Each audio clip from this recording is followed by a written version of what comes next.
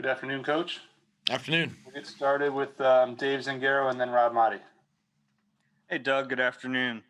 Yep. You guys brought back Josh McCown, kind of.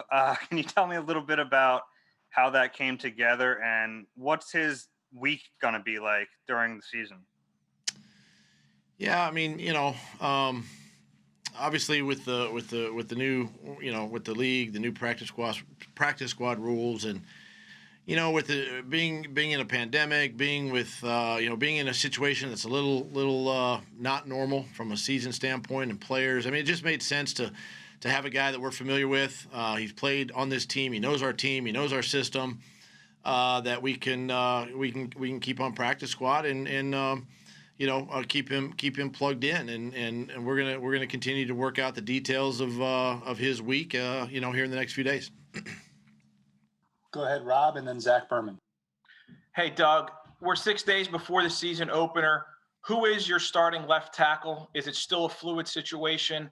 And if you can give us an update on Cordy Glenn, if he were to come in, would you be comfortable with a guy coming in who hasn't been here and putting him in the starting lineup that quickly? Well, as it relates to Cordy Glenn, obviously I won't comment too much on him. He did come in for a workout. He did well, and I'll leave it at that. As it pertains to our left tackle, I can actually share some news with you that Jason Peters came into my office this morning, and he has decided to slide over to left tackle. And this is the unselfishness. This is who he is. When we talk about guys, and we talk specifically about Jason Peters, this is who he is. He sacrifices not only his body but for the football team, and he did an outstanding job for us at right guard. It was valuable experience for him to play over there on the right side and get some interior work. But as he looks at not only where we are but where he is. He came in today and he was excited to move to left tackle, and so I can announce that, and I'm thrilled to death. Go ahead, Zach, and then Paul Domowitch. As a follow-up to that, Doug, is Matt Pryor now the right guard, and what does it do for the offensive line knowing that you have Peters at left tackle? Yeah, well, first of all, we got to get JP caught up. He is comfortable there, but we got to get him caught up back with the terminology and working with Isaac again and all of that. So that's kind of the first thing. At right guard, Matt Pryor is an option there. We do have some other younger players. I mean, Herbig has been working in there. Driscoll has been working in there. So we got some options, at the right guard position. But, with this move with Jason Peters, really kind of solidifies that left side for us, and really puts us in a little bit better position moving forward. Go ahead, Paul, and then Les. Yeah, Doug, wanted to ask you about your wide receiver situation right now. You've got 4 healthy on the roster, but I assume you can, because of the practice squad rules, you can easily move Burnett over. Right now with Deshaun back, first game against Washington last year, he was prolific. What does he bring back to that offense regarding explosiveness, explosive plays that you did not have last year without him? Yeah, I think you just hit that nail on the head right there with the explosiveness. One thing with Deshaun is he feels good. He feels healthy. He's ready to go, for the regular season. And getting him back in the offense is just a boost. Obviously, a veteran player who can still play and play at a high level. So that's a really good thing for our offense to have him back in the lineup. And then with the other guys, it's a young group, but JJ's got experience. He's played for us last year. Greg Ward has played for us last year. He's played in some big games. He made some big catches. So those 2 guys there feel real comfortable, obviously, and how they performed in camp. And then looking at John Hightower, who has done a good job in camp and really earned a spot on our roster, and really looking forward to him. He's another one we got to get caught up, obviously, with the game plan and narrow some things down with him. But as you mentioned, with the practice squad and the way the rules are, there's some movement there that could possibly happen on game day. But obviously, that's down the road a few days. Go ahead, Les, and then Ruben. Hi, Doug.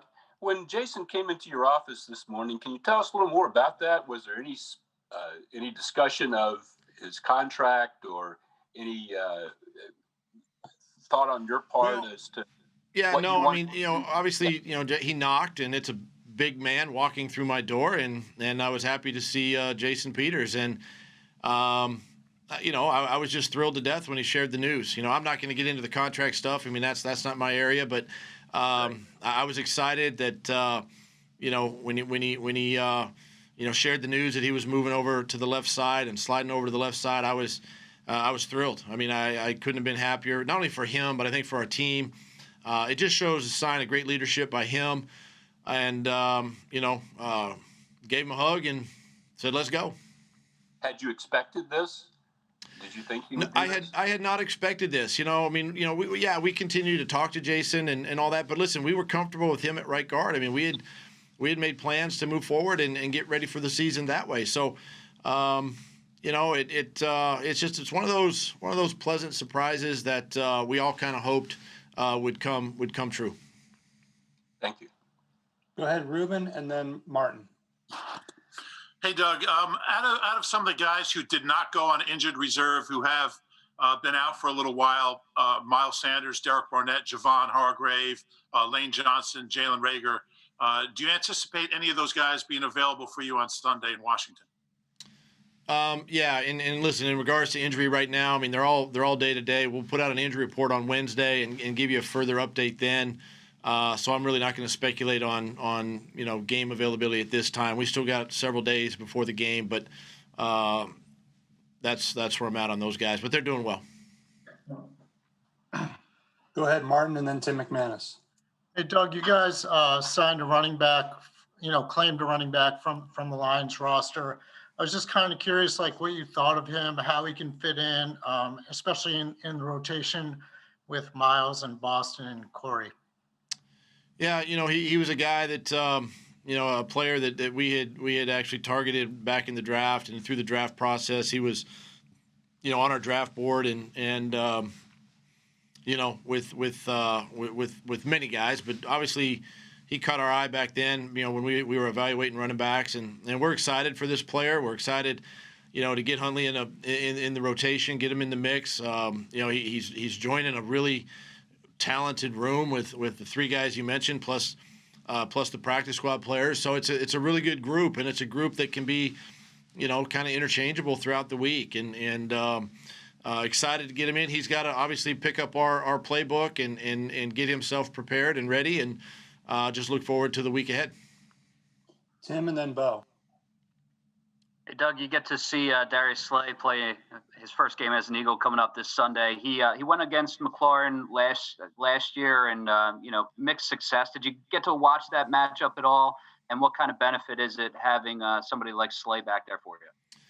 Well, that's the thing with having Darius Slay on your roster. You can, obviously we've talked a lot about this, and he can take and match their best receiver, and I've always liked Terry McLaurin. I think he's a talented receiver, very explosive, and it's always a good matchup when you got two really good players going against each other, and obviously something to watch in this football game. And we'll see what Jim's scheme is later in the week, and what's going to happen there, and if that is the scenario, if that is the case. But Darius, I'm excited to have him, to watch him, in game action, and he definitely gives us a lot more depth and a boost in the secondary, especially at corner.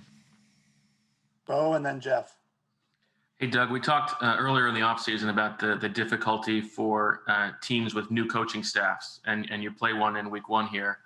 What is the process like for you in trying to get the team ready and game plan against a team that has a new coaching staff? You don't know exactly what they're going to look like. Yeah, for us, it's difficult from the standpoint of you don't know, if it's Ron Rivera influence, if it's Jack Del Rio influence on defense, same way on offense. What's gonna be the the identity, I guess, on offense. So those are just things that are kind of the unknowns right now. But for us, it's just a matter of just we just got to prepare. During the week, we can obviously watch games where both of those gentlemen have coached before and maybe get some ideas. But, it's not really until you get into the game to see exactly how they're going to attack you, how they're going to come at you on both sides of the ball. And then, obviously in-game adjustments are going to be important. Jeff and then Jimmy.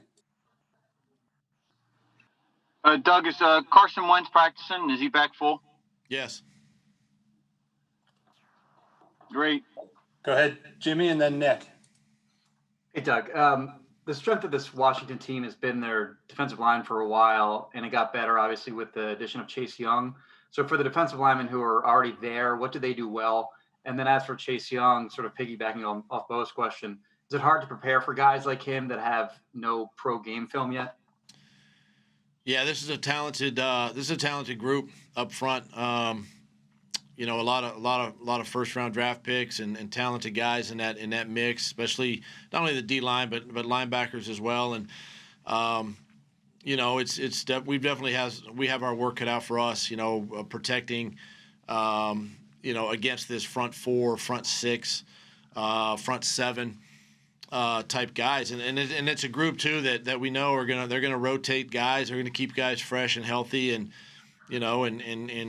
Chase, we kind of just have to go off of what he did in college and study his college tape to kind of get a feel for him as a pass rusher, as a defensive end, an edge setter, and go play and then make those adjustments as we go. And you're not sure if he's going to be on our right or our left, but at the same time we have to go play and execute and do our jobs and stay within our rules and all of that, and do the best we can, against that. And like I said, in-game adjustments are going to be important in games like this.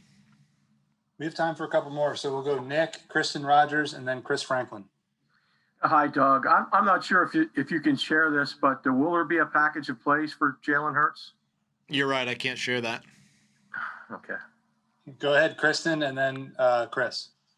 Hey, Doug, you reiterated your message a few times to us during this training camp. Can you reiterate it again and kind of appreciate how fans are finally going to get the sense of normalcy that they've been dying for come this Sunday?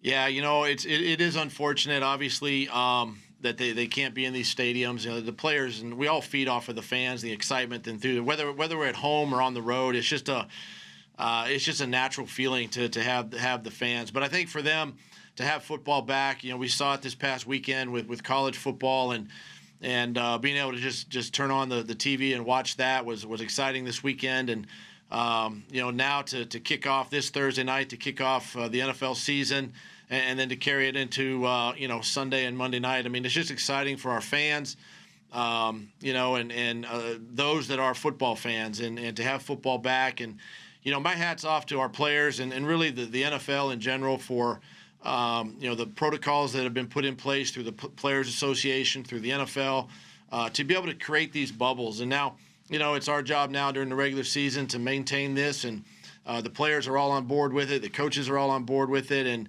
it's exciting times having football back, and we're just a few days away from kickoff. Last one, Chris. Hey, Doug, you and Ron Rivera have been two of the most aggressive coaches in the past few years when it comes to going for the fourth down and just play calling overall. What goes through your mind when it comes to going through it on fourth down? And also, do you believe that yourself, that you are the gutsiest head coach in the NFL?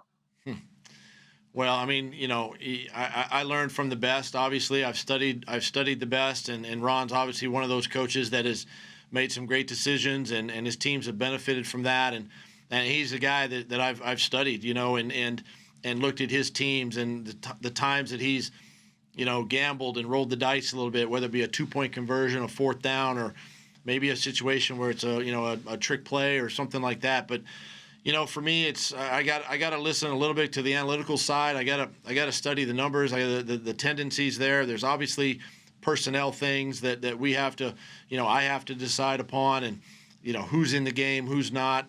And so there's a few scenarios, or a few, I guess, the criteria, let's say, that go into those decisions. But being able to follow guys like Ron and what he's done, previously, places he's been, Carolina.